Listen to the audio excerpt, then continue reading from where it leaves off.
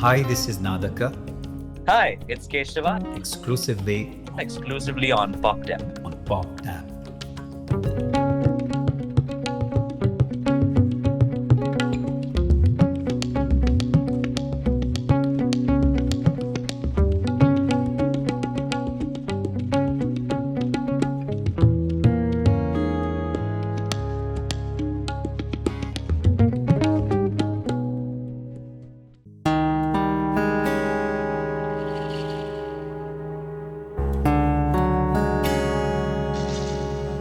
I would say that looking back on all this, one always feels that yes, it is something that was meant to be, it was destined to be. On the other hand, as you are moving forward in life and you make choices, then you know that you are the determining factor and your decisions is what really makes the difference. So in the end, from both ends, you could say that it does become a combination of both.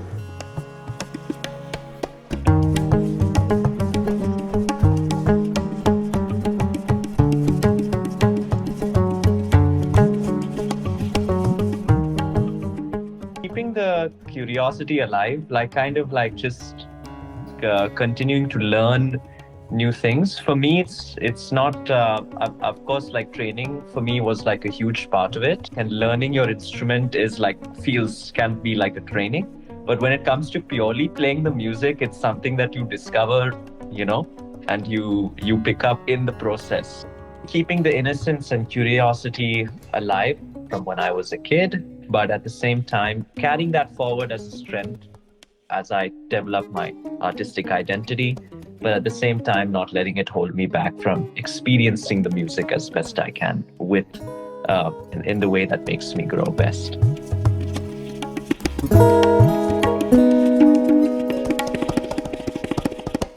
So it's really all of them because, in fact, when you develop something very deeply, see, for example, an instrument, you can actually have a guitar in the beginning, which is just a factory made guitar, which will be enough for you to express yourself. And over time, I think that as you go deeper and deeper into a particular type of sound, and you're really searching for a sound that expresses what your soul really wants, then you inevitably have to slowly transform and find what is your own instrument. A person has different layers, so there are more external day-to-day aspects, facets. There are also deeper ones. So it's the same with an instrument. You can actually have an instrument which is a standard instrument, but ultimately when you want to speak your soul, you slowly find ways of transforming the instrument in a way that it really expresses what you've been seeking deeper inside. So in a sense, it is a craftsmanship. It is also a search for the exact right note, the exact tonality, and this is something that takes years and years and years to develop.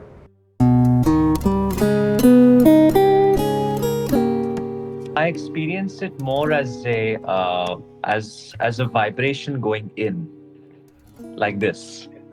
Yeah. So basically, especially when I practice, a lot of the time performing or playing music for me, like it turns into like a sound meditation in some sense. It's like almost like as if you're hearing and feeling it, and you're kind of letting your playing follow that instead of the other way around, you know? So I think that when focusing on breathing, that that I do. I mean, it just can ground you in the music. A lot of the time, I feel sometimes, especially when like I'm improvising, like you can sometimes it's easy to get caught up in parts like, am I doing this right? Like, am I playing this phrase correctly, or am I screwing it up? You know. But the thing is, when you're playing, and especially if you're playing with other musicians, it's not just you, right? You're connecting to the whole music as an experience and allowing it to be a living vibration through you. Playing with other musicians and experiencing music is a way of kind of response to both sound and silence.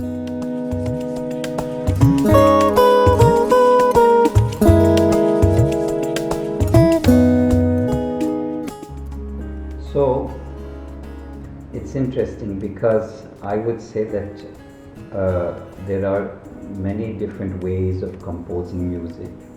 And one of them is that we have this image even of a composer that sits, with his notation and creates music in his mind and all that. I don't work that way. You can make a fixed composition, but ultimately, for me, it has to sprout from some kind of improvisation where you're playing, you say, oh, that's it, something is coming that feels real. And then you note it down in your mind. And so, this is, for me, it's always connected to the deeper element, the quieter element. So, for example, nature is very important. So this is the way that I resource. People do meditation and yoga and etc. But this is my yoga, this is my meditation. So when I actually, as soon as I'm sitting and I start playing music and play my instrument, I get into a kind of inner state that ideally speaks to me, and then therefore I can compose through that.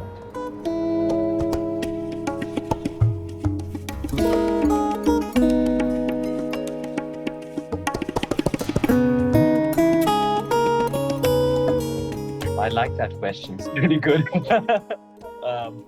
Well, what I choose to carry forward, I think I always felt like the way I perceive music is like always been an extension of who I am in some sense. Like I felt like I always grew up sort of like this kind of very like sensitive being, like a fragile and kind of sensitive person. And I feel like that's usually the way I experience the music and the way I relate to it, that intuition into, like what the music needs kind of develops. So I think that that's something that I would keep, because it's like, it's something to just keep me on in the process of like continuously sensitizing, and I guess that's like plays a huge and very important role, like for me, like when it comes to learning how to expand my, musical territory. What I feel I would choose to leave behind is first the feeling of like continuously doing things right or wrong, or in some sense in a musical context. And the other thing is like not kind of letting the intuition and like the continual innocence also hold me back from like growing and learning and expanding as a musician.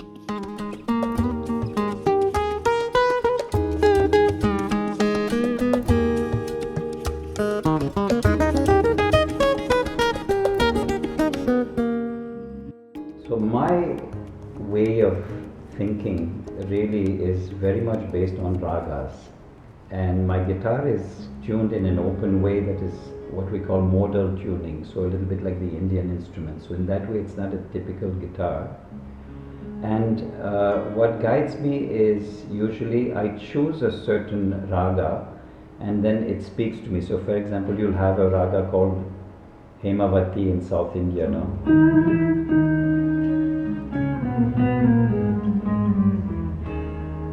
So I see how this develops, and then suddenly I realize that this same raga can be seen as a sort of like jazz type of thing. So for example,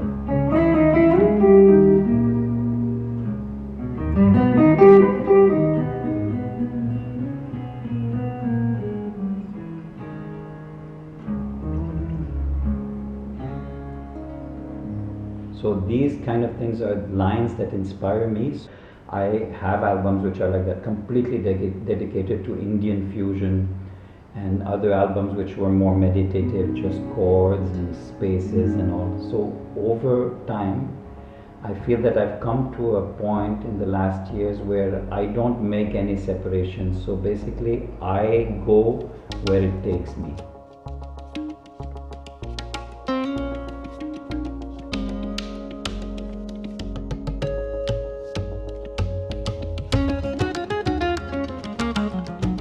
Playing with him for the past, since I was 5, just when you play with any musician that long, it's like their thought process becomes like immediately ingrained in your whole way of responding, He would play any line and I know what's coming next.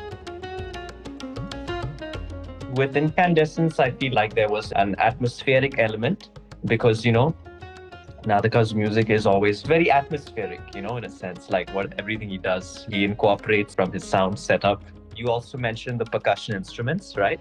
So that is an idea that I just had when I was one day discussing with him that I wanted to incorporate different percussion instruments. And he's like, oh, yeah, but we have a djembe from like 10 years ago and nobody's touched it ever since. And it was meant for you. And I was like, okay, let's try it. I was like, and we just started recording. We would record groove after groove after groove. We would do different takes. Like we would take, like, for example, one track on the cajon, one track on the tough lead frame drum, and then one track on the, djembe and stuff, and see how these rhythms kind of work together. It was a very interesting experience for me because I feel like when we were growing up, now he was telling me, okay, now let's play this a little bit and you kind of follow along, or play this and you follow along.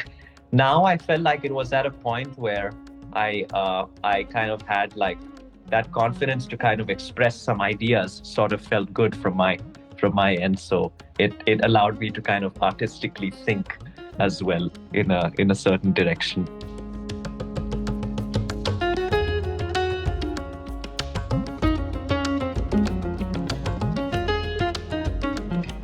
Far from sufficient.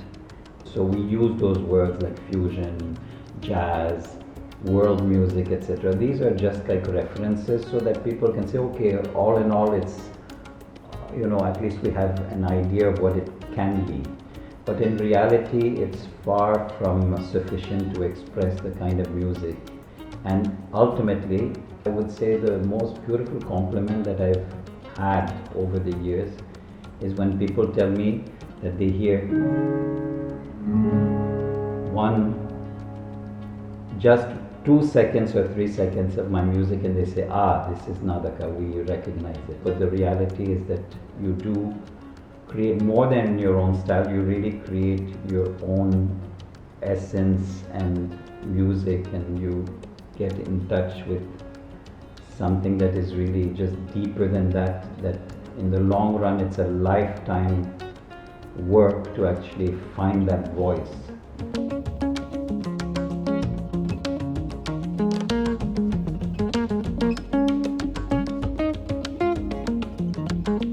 So in India, the way it's experienced is that you have the tal, right? Like you have like the rhythm and you have like the time cycle, and it's the way that the music is experienced is like a revolving movement of the time cycle that everybody flows and enjoys, right? Maybe be it teen tal or jab tal or whatever you're playing, any tal, right? Here, the difference is it's a lot about feel and about groove, So people, it's like they're dancing and they're moving and dancing to whatever you're doing. But then, like, in India, the difference is like when Indian musicians are listening, it's like the ironic thing is like, it's like as soon as they hear the first beat, it's like, oh. Over here, like a lot of the time, grooves are something that really get people going, and they. So yes, rhythm here and in India is experienced extremely differently. Does it have an impact on the way I play? Sometimes, yeah, sure. I mean, when I'm playing for like Western audiences here, I have to be a little bit non-traditional because, a lot of the people here, they don't know tabla, they don't know Indian music, This is an instrument that can adapt like to many different cultures and traditions. Possible like with the influence of people like Ustad Zakir Hussain. If I'm playing for like a jazz audience, I have to incorporate more swing feel. If I'm playing if I'm playing with Latin musicians, it has to be like more clave. I mean at the moment, of course, like tabla, like as you know, it's not the only instrument. I'm also now like started playing drums and everything. I've started building on different percussion instruments as well. Each instrument gives you a new musical perspective that just allows you to just understand these different languages better. And I think that learning these different instruments and these different traditions from these different musical cultures um, do help me like converse in that culture better, even if it's not India.